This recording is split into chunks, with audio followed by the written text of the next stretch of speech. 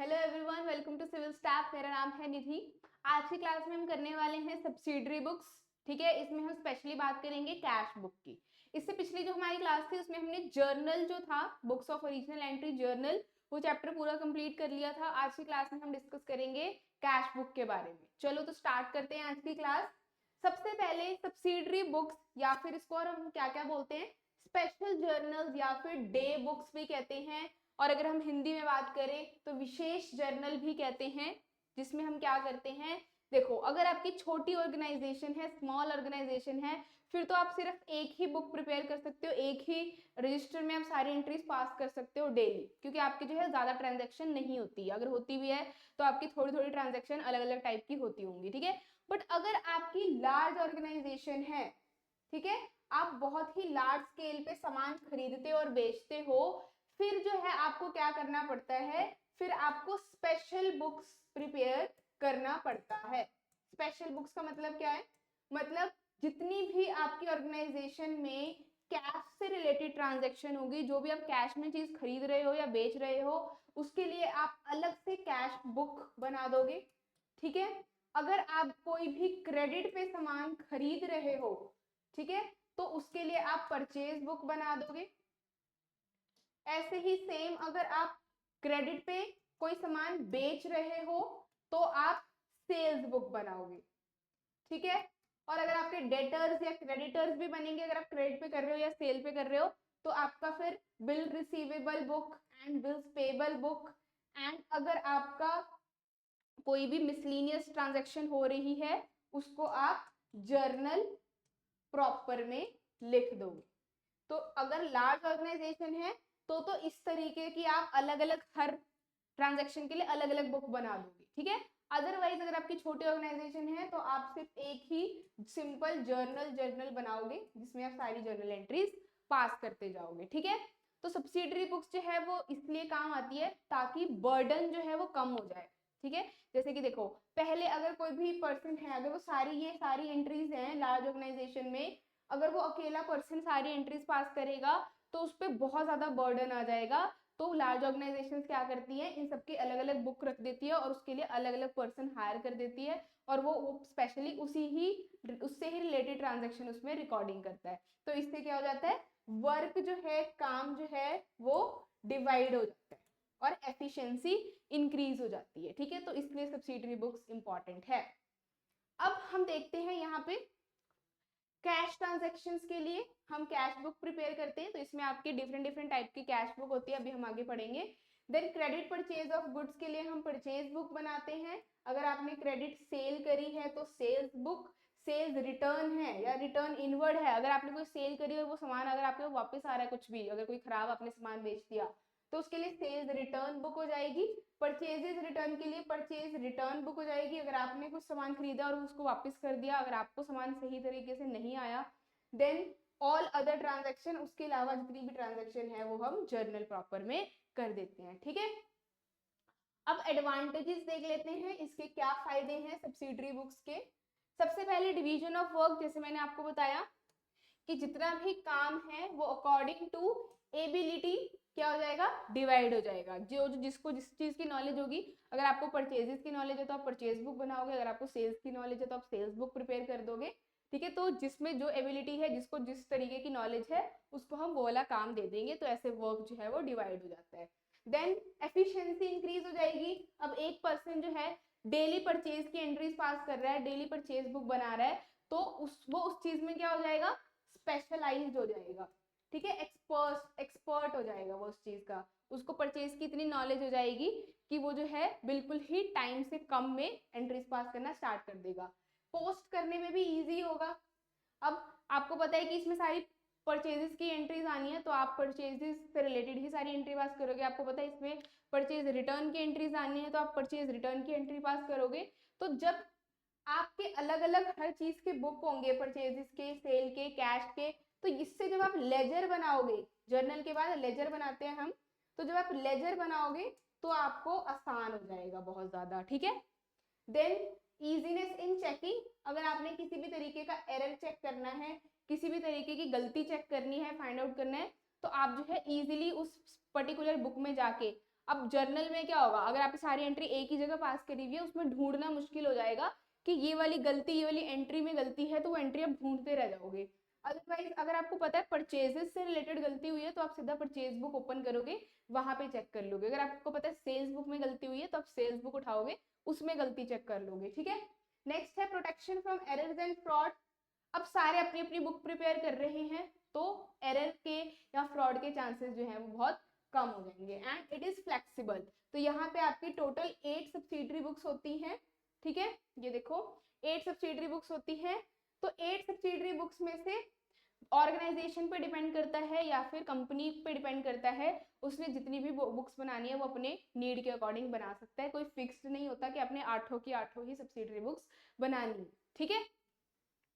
अब हम स्पेशली बात करेंगे कैश बुक की। आज की क्लास में हम कैश बुक की ही बात करेंगे, सबसे इंपॉर्टेंट बुक है ये आपकी, इससे सबसे ज्यादा क्वेश्चन जो है वो आने के चांसेस होते हैं। तो देखो यहाँ पे बुक आपको यहाँ पे दिखाई हुई है, इसके अंदर बहुत सारा कैश रखा हुआ है।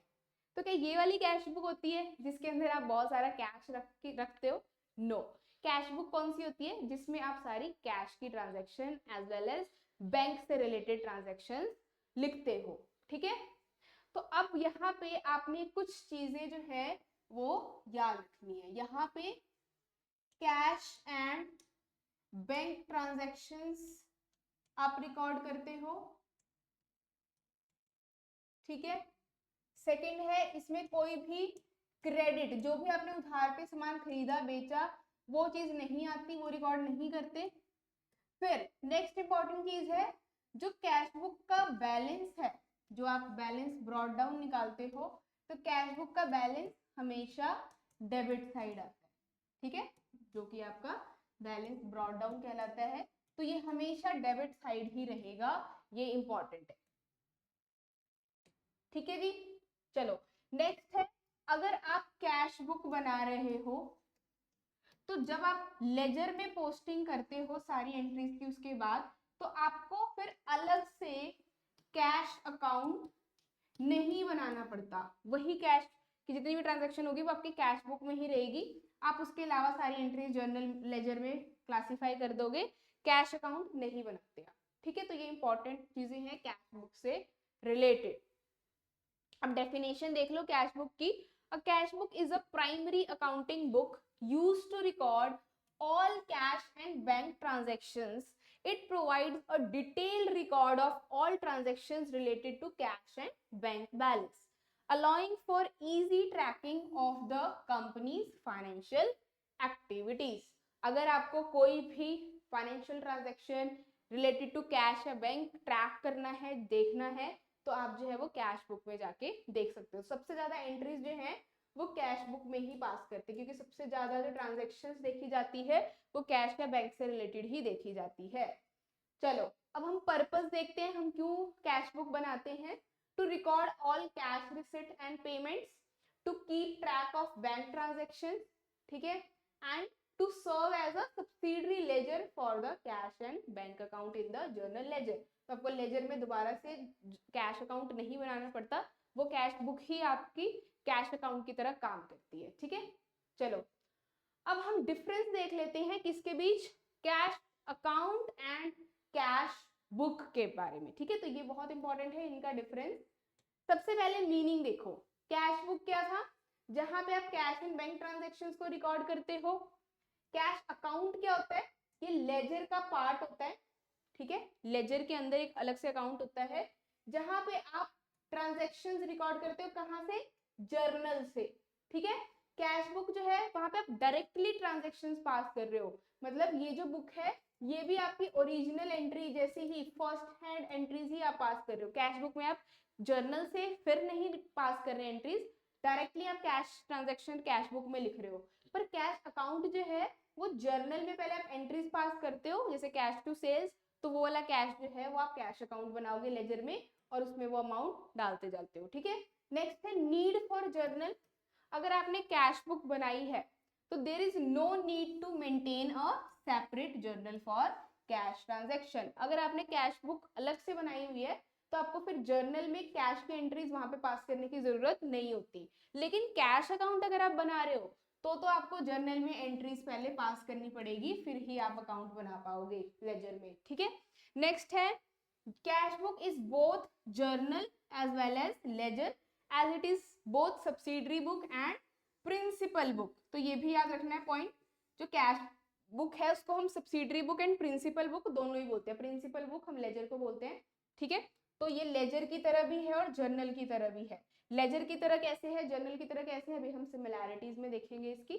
तो ये आपके जो है वो डिफरेंस है cash book and cash account के बीच में। चलो तो अब हम सिमिलैरिटीज देख लेते हैं। जर्नल के साथ क्या सिमिलैरिटीज है कैश बुक की। सबसे पहले सिमिलैरिटीज है डेट वाइज। जैसे हम जर्नल में एंट्रीज डेट वाइज पास करते हैं, वैसे ही कैश बुक में भी हम एंट्रीज डेट वाइज लिखते हैं, ठीक है। सेकंड सिमिलैरिटी क्या है, इसमें फॉर्मेट जो है आपका थोड़ा थोड़ा जर्नल की तरह होता है, ठीक है। देन इसमें जो है वो फर्स्ट हैंड एंट्रीज पास करते हैं हम, जैसे जर्नल में करते हैं, ठीक है। डायरेक्टली जो भी ट्रांजैक्शन हुई वो डायरेक्टली हमने कैश बुक में कर दी, जैसे हम जर्नल एंट्रीज में करते हैं, ठीक है। देन आप कैश बुक से, जैसे आपके एंट्रीज है कुछ कैश सेल्स वगैरह की, फिर उससे आप लेजर में उसको पोस्ट करते हो, जैसे आप जर्नल से लेजर में पोस्टिंग करते हो। तो ये जो है वो सिमिलैरिटीज है कैश बुक एंड जर्नल की। नेक्स्ट है लेजर और कैश बुक की। लेजर और कैश बुक की है, इसमें भी आपके टू साइड्स होते हैं, डेबिट एंड क्रेडिट, जिसको आप क्या करते हो, बैलेंस करते हो। किसकी तरह, जैसे आप लेजर में बैलेंस करते हो। जैसे आप लेजर में बैलेंस कैरी डाउन और बैलेंस ब्रॉट डाउन निकालते हो, अभी हम लेजर का जब चैप्टर करेंगे तो आपको पता लग जाएगा। तो इसमें भी टू साइड्स होती है जिसमें हम बैलेंसिंग फिगर निकालते हैं, तो ये सिमिलैरिटी है, ठीक है। एंड आपका लेजर जो है ये, सॉरी कैश बुक जो है एक तरीके से लेजर का पार्ट ही होता है, पार्ट ऑफ लेजर। क्यों, क्योंकि आपको अलग से कैश अकाउंट नहीं बनाना पड़ता, तो वो भी आपका लेजर की तरह ही काम कर जाता है, कैश बुक भी, ठीक है। तो ये सिमिलैरिटीज हैं आपकी cash book with ledger and journal. Next है टाइप्स ऑफ कैश बुक। अब आपके पास कितने तरीके की कैश बुक होती है, 1 कॉलम और सिंगल कॉलम, फिर 2 कॉलम, ठीक है। यहाँ पे आपका 2 कॉलम में होता है बैंक एंड कैश कॉलम, या फिर बैंक एंड डिस्काउंट कॉलम, या फिर कैश एंड डिस्काउंट कॉलम, ठीक है। उसके बाद 3 कॉलम कैश बुक होती है, जिसमें आपके बैंक, कैश एंड डिस्काउंट तीनों ही कॉलम बने होते हैं, ठीक है। अभी इसके फॉर्मेट अभी मैं दिखाऊंगी आपको। उसके बाद लास्ट में आपका होता है पेटी कैश बुक, ठीक है। तो ये हैं आपके टाइप्स ऑफ कैश बुक। तो इन सभी के हम क्या अभी देखेंगे, इन सभी के अभी हम फॉर्मेट देखेंगे कि किस तरीके से जो है इसके कैश बुक बनाई जाती है। तो सबसे पहले सिंगल कॉलम कैश बुक देखो, इसका फॉर्मेट कैसा होता है। सबसे पहले डेबिट एंड क्रेडिट साइड होती है इसकी, 2 साइड्स। यहाँ पे आप डेट डालते जाते हो, फिर यहाँ पे डिस्क्रिप्शन, ठीक है, जो भी आपने सेल करी है, कैश में सेल करी है या किसी कंपनी को सेल करी है, ये सारी चीजें। एंड यहाँ पे आपका लेजर फोलियो होता है, ठीक है, इसे सही कर लेना, लेजर फोलियो नंबर। उसके बाद अमाउंट यहाँ डेबिट वाली। तो यहाँ पे देखो सिंगल कॉलम है, तो यहाँ पे सिर्फ कैश से रिलेटेड अमाउंट सारी आ गई, यहाँ पे सिर्फ कैश कॉलम बना हुआ है, तो ये सिंगल कॉलम है, ठीक है। डबल कॉलम कैसे हो गया, डबल कॉलम में आपका डिस्काउंट आ गया एंड कैश आ गया, 2 कॉलम्स आ गए आपके, ठीक है। तो या तो डिस्काउंट और कैश आ सकता है, या डिस्काउंट और बैंक आ सकता है, ठीक है, या कैश और बैंक वाला भी आ सकता है। ये भी आपका 2 कॉलम का ही एग्जाम्पल है। तो आपने इसके सिर्फ फॉर्मेट देख लो, बाकी इसके आपने बनाना नहीं है कैश बुक। तो ये है आपका सिर्फ कैश, उसके बाद डिस्काउंट एंड कैश, 2 कॉलम आगे, 2 कॉलम, या फिर कैश एंड बैंक, या बैंक एंड डिस्काउंट भी हो सकता है, ठीक है। अब ट्रिपल कॉलम कैश बुक कैसा होगा, ट्रिपल कॉलम कैश बुक में डिस्काउंट भी आ जाएगा, कैश भी आ जाएगा, बैंक भी। जब आप तीनों ही कॉलम्स बना रहे हो तो इसको हम ट्रिपल कॉलम देंगे, ठीक है। अब एक चीज याद रखनी है, ये जो आपका डिस्काउंट कॉलम है इसका हमेशा हम टोटल करते हैं, ठीक है, ऑलवेज टोटल करते हैं, क्या नहीं करते, बैलेंस नहीं करते, इसको बैलेंस नहीं करते, किसको, डिस्काउंट कॉलम को। ये क्वेश्चन जो है वो पूछा जाता है। तो डिस्काउंट कॉलम हमेशा टोटल किया जाता है, बैलेंस नहीं किया जाता। देखो यहाँ पे देखो, जैसे हम कैश वाले कॉलम का carried down and brought down निकालते हैं, ठीक है, तो डिस्काउंट का कभी भी हम ब्रॉड डाउन या कैरेट डाउन नहीं निकालते, सिर्फ टोटल करते हैं, ठीक है। और मैंने आपको बताया था कैश का हमेशा जो है वो डेबिट साइड ही ब्रॉड डाउन आता है, ये भी याद रखना है, ठीक है जी। अब हम कॉन्ट्रा एंट्री के बारे में जान लेते हैं, very very important. Contra entry ऐसी एंट्री होती है जो आपके कैश एंड बैंक दोनों ही चीजें अफेक्ट होते हैं, जिससे मतलब कि आपका पैसा कहीं बाहर नहीं जाता, आप ही का पैसा आप ही के अकाउंट में जा रहा है या आप ही के अकाउंट से आप पैसा निकाल रहे हो। जैसे कि यहाँ पे अगर मैंने लिखा विड्रॉन कैश फ्रॉम बैंक, तो ये बैंक भी हमारे कंपनी का ही है, हमारे बिजनेस का ही बैंक है, और ये पैसा भी मैंने बैंक से ही निकाला है और ये ऑफिस पर्पस के लिए निकाला है। तो यहाँ पे एंट्री क्या हो जाएगी, आपका कैश आया आपके पास और कैश गया कहाँ से, बैंक से गया, तो कैश टू बैंक। तो यहाँ पे देखो कैश भी आ गया और बैंक भी आ गया, और इसको हम बोल देंगे कॉन्ट्रा एंट्री। तो इसको हम कैसे पास करते हैं, इसकी एंट्री, यहाँ पे हम टू बैंक लिख देंगे, यहाँ पे बाय कैश लिख देंगे, ठीक है। तो ये हम दो एंट्रीज पास कर देंगे, इसलिए इसको हम कॉन्ट्रा एंट्री कहते हैं। अदरवाइज आपकी कैश बुक में सिर्फ एक ही साइड में, अगर आप कैश टू सेल कर रहे हो तो सिर्फ टू सेल ही लिखते हो, कैश तो नहीं लिखते। अगर आप परचेजेस टू कैश कर रहे हो तो आप बाय परचेजेस लिखते हो, बट यहाँ पे कॉन्ट्रा एंट्री में दोनों ही चीजें आती है, to bank and by cash. तो इससे जो दोनों का अमाउंट होता है वो क्या हो जाता है, बैलेंस्ड हो जाता है, ठीक है। तो इसको हम कॉन्ट्रा एंट्री बोलते हैं। और भी एंट्रीज होती है, जैसे मैंने इसमें आपको विड्रॉन का एग्जांपल दे दिया, cash deposited into the bank, या आपने एक बैंक से दूसरे बैंक में अपने ही ऑफिस के ट्रांसफर कर दिया कोई पैसा, वो भी कॉन्ट्रा एंट्री हो जाएगी। तो देखते हैं इसके एग्जाम्पल। यहाँ पे देखो आपको एग्जाम्पल दिया हुआ और आपको बताना है इसमें से कौन सी कॉन्ट्रा एंट्री है। Transfer 25,000 cash to petty cash account, ठीक है। जो आपका पेटी कैश अकाउंट है, ये जो छोटे मोटे खर्चों के लिए आप पेटी कैश अकाउंट बनाते हो, ठीक है, अभी हम पढ़ेंगे ये क्या होता है। तो अगर आपने पैसा ट्रांसफर करा उस छोटे मोटे खर्चों के लिए, उस अकाउंट में पैसा ट्रांसफर कर दिया, तो वो भी आपका ही अकाउंट है, और जिससे आप ट्रांसफर कर रहे हो वो भी आप ही का अकाउंट है, तो ये क्या हो जाएगा, कॉन्ट्रा एंट्री हो जाएगी ये, ठीक है। तो यस, देन आपने 5,000 रुपए निकाले अपने एटीएम से ऑफिस के बैंक अकाउंट से, ठीक है, किसके लिए, पेटी एक्सपेंसेस के लिए, ठीक है, तो अपने ही बिजनेस के खर्चे के लिए निकाले हैं, तो ये भी क्या हो जाएगी, कॉन्ट्रा एंट्री हो जाएगी, ठीक है। देन 15,000 आपने कैश डिपॉजिट किया बैंक अकाउंट में अपने बिजनेस के, तो पैसा कहाँ गया, आपके ही बिजनेस में गया, आप ही का पैसा था, तो ये भी कॉन्ट्रा एंट्री हो जाएगी, क्योंकि इसमें दो अकाउंट्स इन्वॉल्व हो रहे हैं, कैश एंड बैंक। तो जितने भी आपके हैं सब में आपके दो अकाउंट्स आ रहे हैं, इसलिए इसको हम कॉन्ट्रा एंट्री बोल देते हैं। अब देखो 2,000 की आपने कैश सेल करी है, 2,000 की कैश सेल करी है, तो ये कॉन्ट्रा एंट्री होगी। इसकी एंट्री क्या होगी, आपने cash to sale entry pass की होगी। तो इसमें तो दो अकाउंट नहीं आ रहे, ना आपका बैंक आ रहा है, सिर्फ कैश कैश आ रहा है, तो यहाँ पे ये एंट्री कॉन्ट्रा एंट्री नहीं होगी, ठीक है। चलो अब बात कर लेते हैं पेटी कैश बुक की। पेटी कैश बुक क्या होता है, पेटी का मतलब छोटे मोटे खर्चे।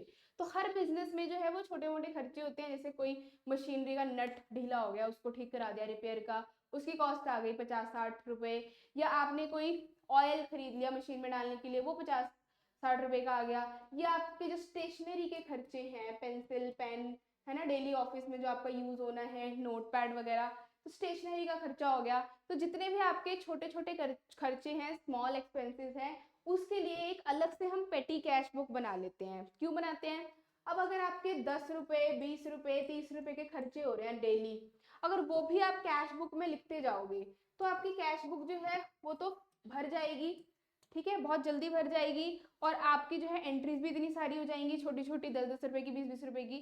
तो वो उसमें क्यों बनानी है, उसको हम अलग से बना लेते हैं पेटी कैश बुक के नेम से। अब इसमें हम क्या करते हैं, इसमें इम्प्रेस्ड सिस्टम ऑफ अकाउंटिंग भी बोलते हैं इसको, इम्प्रेस्ड सिस्टम, ठीक है, ये याद रखना है वर्ड। क्यों, यहाँ पे हम पहले अमाउंट लिख देते हैं जितने भी छोटे मोटे खर्चों के लिए हमने उस अकाउंट में पैसे रखे हुए हैं, उसको हम बोलते हैं impressed account amount, impressed amount. जैसे आपको 5,000 रुपए दे दिए इस महीने के लिए खर्चे के लिए, तो पहले आप वो नोट डाउन कर लोगे, फिर आपके जितने भी खर्चे होंगे वो यहाँ पे लिखते जाओगे, और इसी 5,000 में से आपने वो खर्च करने हैं। फिर ये जब आपके टोटल 5,000 हो जाते हैं फिर आप उसको बंद कर देते हो, फिर दोबारा से अगले एंट्री पास करते हो अगले महीने की, ठीक है। तो इस तरीके से जो है वो पेटी कैश होता है। अभी देखते हैं इसका फॉर्मेट हम। तो देखो इस तरीके से आपका फॉर्मेट बनता है पेटी कैश बुक का।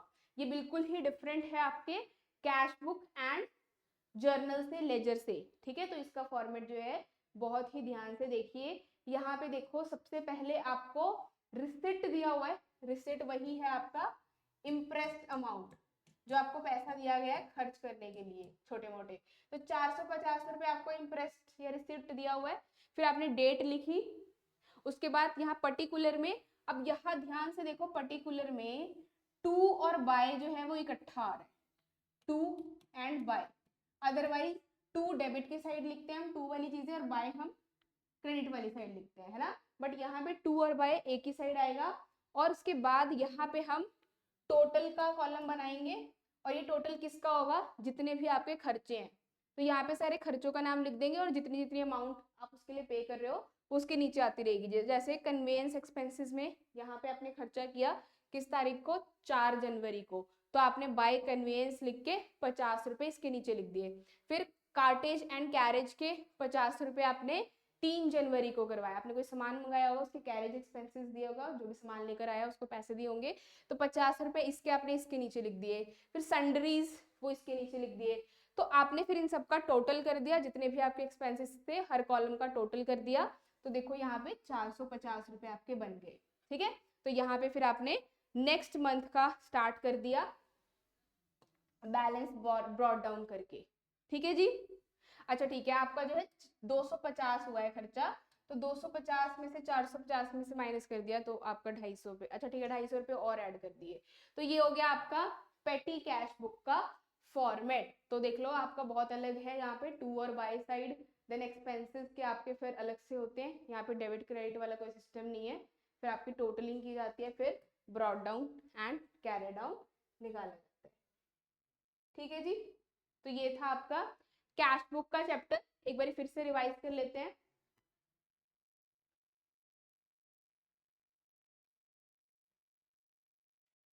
तो हमने सब्सिडरी बुक्स की, जिसमें हमने कैश बुक की मेन बात करी। तो सब्सिडरी बुक्स आपकी लार्ज ऑर्गेनाइजेशंस प्रिपेयर करती हैं, ठीक है। इसमें अलग अलग टाइप्स की आपकी बुक्स होती हैं, 8 टोटल सब्सिडरी बुक्स देखने को मिलती हैं, ठीक है। देन इसके एडवांटेजेस देखे, फिर कैश बुक देखा क्या होता है, कैश बुक के इंपॉर्टेंट पॉइंट पढ़े हमने, उसके बाद इसका मीनिंग, डेफिनेशन, ठीक है। देन पर्पस क्या होता है, उसके बाद डिफरेंस क्या है cash account and cash book का। फिर सिमिलैरिटीज देखी जर्नल एंड लेजर के साथ। फिर टाइप्स ऑफ कैश बुक पढ़ा हमने, single column, double column, triple column. फिर कॉन्ट्रा एंट्री देखी, उसके बाद पेटी कैश बुक एंड इसका फॉर्मेट, ठीक है। तो ये थी आज की क्लास आपकी कैश बुक की, सब्सिडरी बुक की। नेक्स्ट क्लास में हम नेक्स्ट टॉपिक स्टार्ट करेंगे। आई होप आपको जो है आज की क्लास में जितना भी हमने पढ़ा वो क्लियर हो गया होगा, ठीक है। तो आपने जो है इनके सिर्फ फॉर्मेट्स ही याद रखने हैं, और इनकी जो भी मैंने इंपॉर्टेंट चीजें बताई, ठीक है, फॉर्मेट में क्या क्या चीजें होती है, कौन सी चीज जो है वो टोटल की जाती है, कौन सी बैलेंस नहीं की जाती, ये सारे ही पॉइंट्स हमने साथ साथ लिखते जाने हैं, ठीक है। तो मिलते हैं हम नेक्स्ट क्लास में नेक्स्ट टॉपिक के साथ। Take care and bye bye.